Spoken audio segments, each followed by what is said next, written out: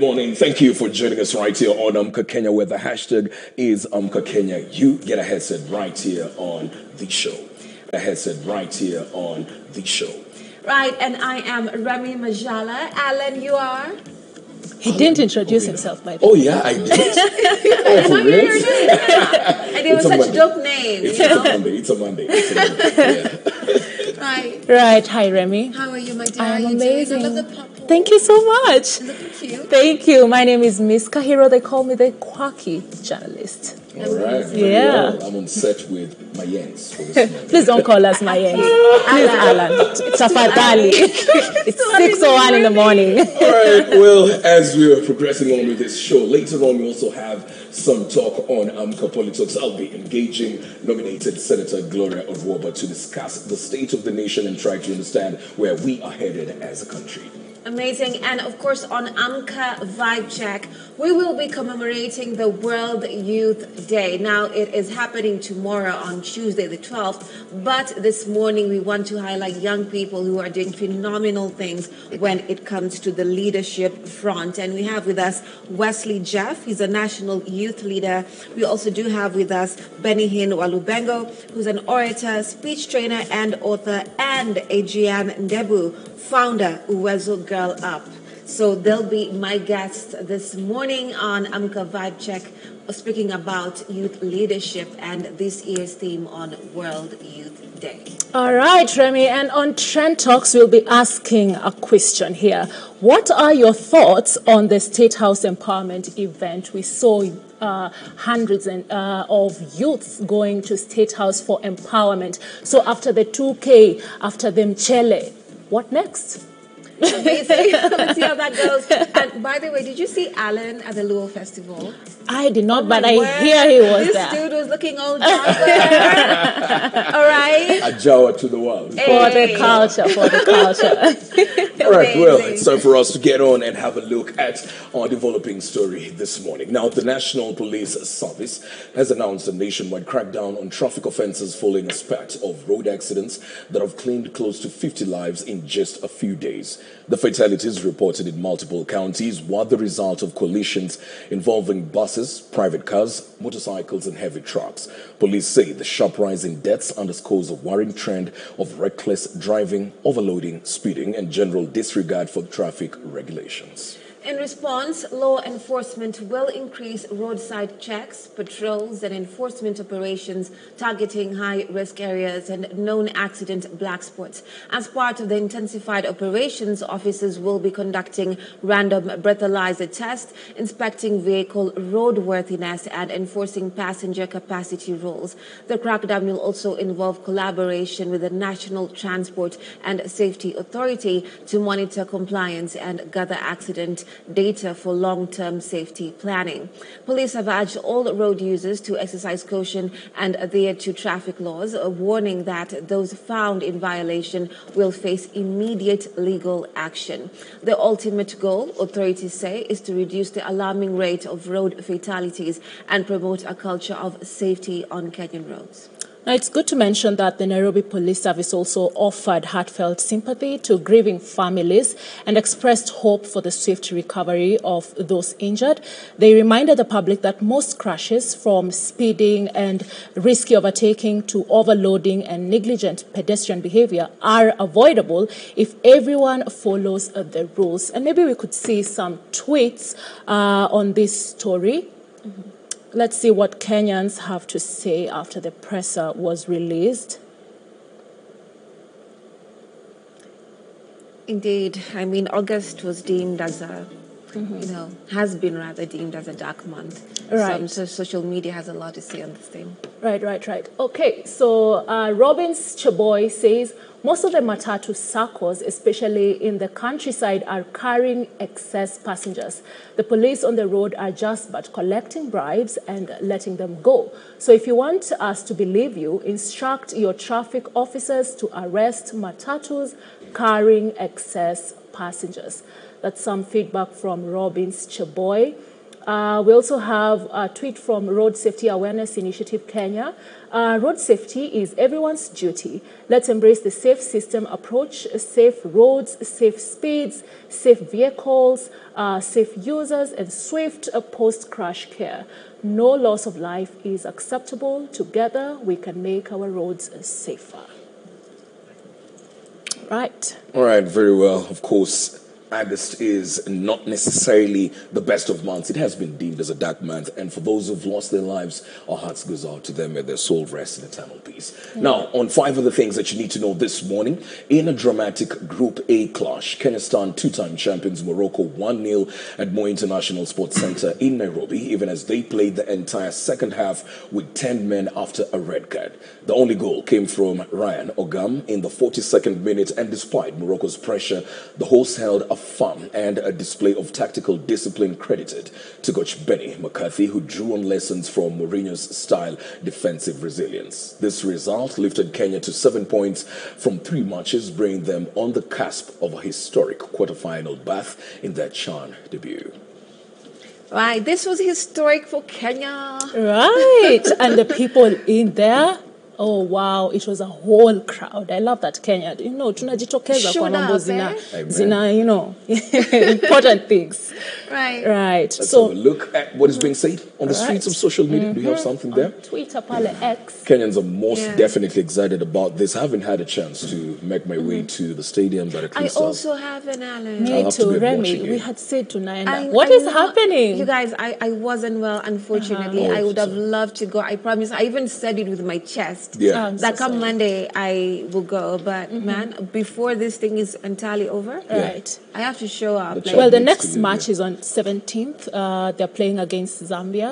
I believe so. So maybe we can go. You're too condemned. Hiyo lazima, hata sitaki- lazima niende nikuje ni Alright. seats. Let's see some tweets from the streets of X, maybe. Right. So kijana ya Atwoli Parodi anasema wanafunzi wa form 4 wakiambiwa ukipata KCSE unapewa 1 million, mko sure kila mtu hata pass? Mko sure watu hata pass?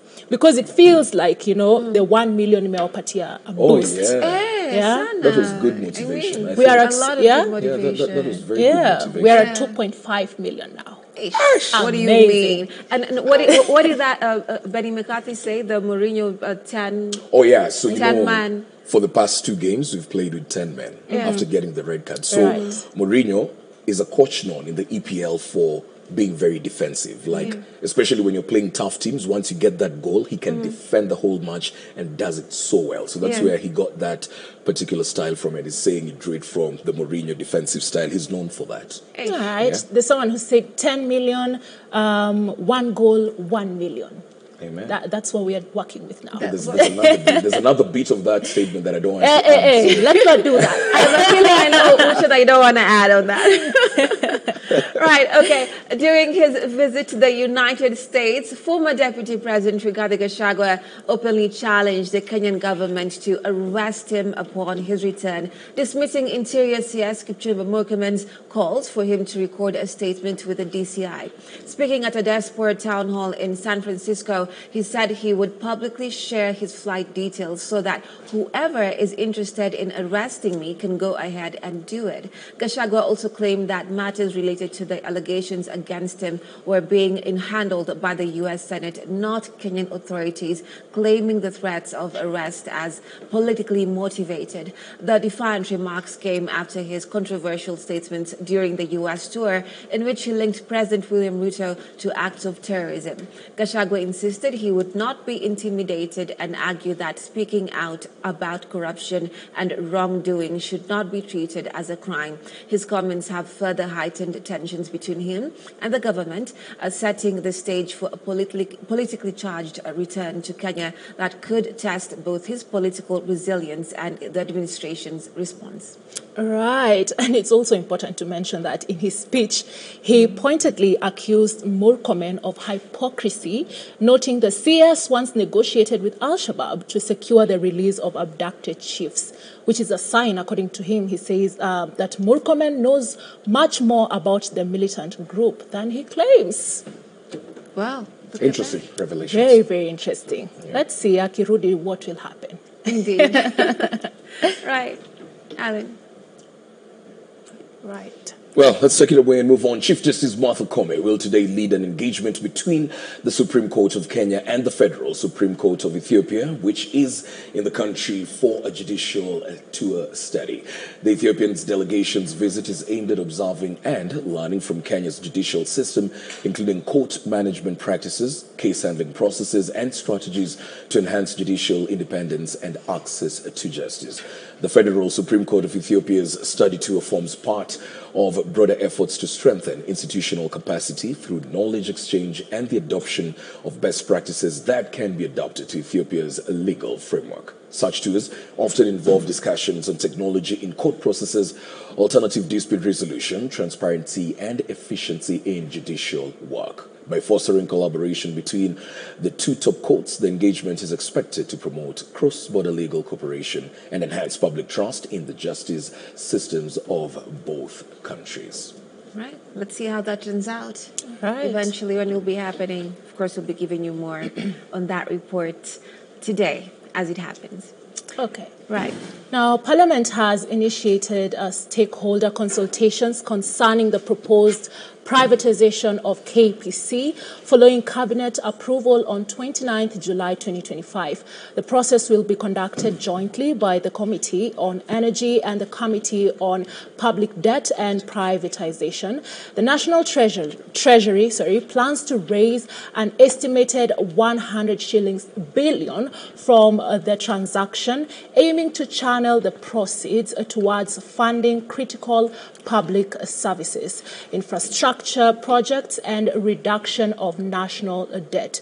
Present at these deliberations will be representatives from the Treasury, Privatization Commission, Central Bank of Kenya, as well as key industry and oversight bodies such as the NCE, CMA, Petroleum Institute of East Africa, and civil society groups. This move is part of a broader privatization push that includes entities like the Kenya Literature Bureau, which is KLB, Revatex East Africa, National Oil Corporation, and New Kenya Cooperative Creameries. Now, the sessional paper tabled in May 2025 underscores goals of mobilizing private investment, enhancing transparency and corporate governance, widening public share ownership, and deepening Kenya's capital markets, all while bolstering the national budget to support economic and social development. Right. Well, moving on to the final update this morning with relations to NPS public participation. The National Police Service Commission, NPSC, has released draft recruitment and appointment regulations of 2025 with the aim of establishing a standardized, merit-based, transparent framework for the recruitment of National Police Service members. As part of this effort, the Commission is inviting the public and stakeholders to submit written feedback either by post, hand delivery, or email to arrive by the 11th of August 2025. In addition, the NPSC's public participation forums nationwide will be handled between 9 a.m. to 1 p.m. at designated regional venues to gather in-person input. Right. Now, this public engagement underscores NPCSC's commitment to inclusive policymaking around police recruitment. It provides a platform for citizens, civil society groups, and other interested parties to influence reforms aimed at enhancing fairness, reducing corruption, and improving equitable access and recruitment. Now, the consultations also enable NPSC to incorporate diverse perspectives and regional concerns into the final regulations, strengthening public trust and legitimacy in the recruitment framework.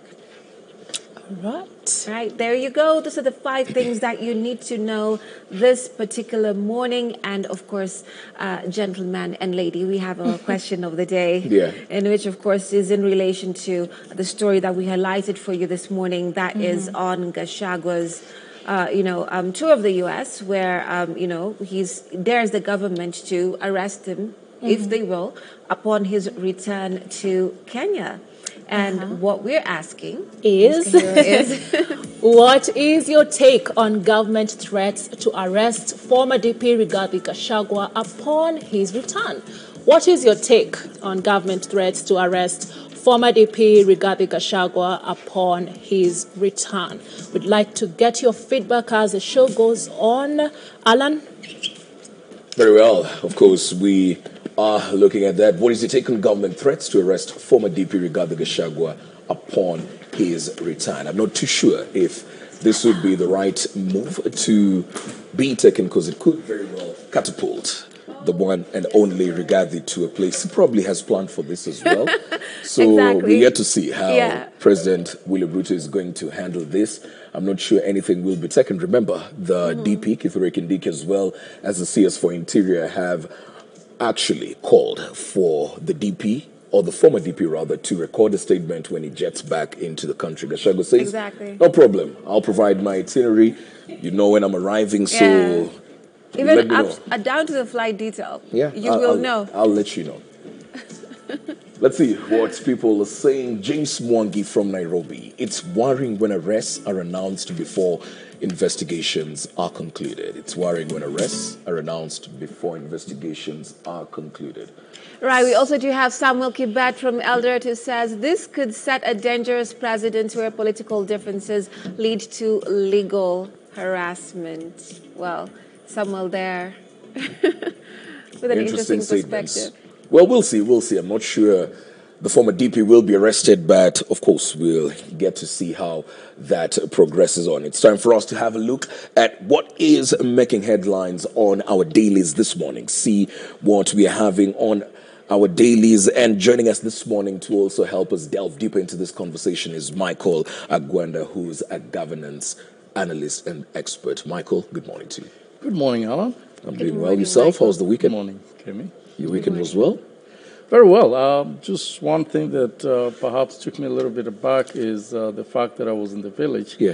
And there's this school called Godpoko Primary School, a school that previously had over 350 kids, now down to about 150. Godpoko is in Dewa, Kobama Division. And now they only have 4 teachers. And out of those 4 TSC teachers, 2 have been transferred. That means the head teacher and the deputy head teacher. And that means you're left with 2 teachers in a school that is having about 150 and nobody else to teach the school. And the question is, what is TSC doing? Are they strategizing to close some schools arbitrarily, or what are they doing in ensuring that schools like Godpoko will have enough teachers to take care of the students, the pupils whose parents are paying our taxes in this country? I really will pray that TSC Homa Bay look at what is happening in Godpoko and other schools in Kwabwai division, so that the schools, as they open, the learners can have the teachers to teach them. But it's very, very, very sad what is happening in Godpoko and other schools in Kwabwai. Very sad state of affairs there. Well, let's have a look at what is making headlines on our dailies this morning. And it goes without saying, we begin with the People Daily. Remember, you can grab a soft copy of the People Daily on the App Store as well as Play Store, or you can actually visit our website, pd.co.ke, and get all the stories from there. On the front page of the People Daily, shock to workers as statutory deductions to be done at source. This is one of the latest proposals that has been pushed by the National Treasury to see to it that those deductions by workers are actually remitted in good time. Math makes a comeback as Ministry reinstates it as compulsory. Remember, there was at some point in time where math was made optional, an issue that elicited mixed reactions across board. We'll be touching on that as well. Let's just scroll down a bit, Lal, before a storm. Still on the front page of the People Daily. In Ryla's bedroom, Orange leaders backyard in an easy calm, even as he continues to send mixed signals on his plans for 2027 and relationship with President Ruto. You can get this on page 7 of the People Daily. And the biggest story this morning, most definitely being Kumi Natano Bora. Harambee Stars bag another million and unlocks next level in CHAN 2024. Big day for Kenyans. Not too many Kenyans were actually expecting this win by Kenya. I, personally, let me begin by saying I wasn't expecting us to win this match. Not that I'm not patriotic, I love my country. Because Morocco have proven in the past to be dangerous. Yeah, you know, very two-time winners, right? Very dangerous. Yeah, two-time winners. I'm just wondering, I don't know, maybe...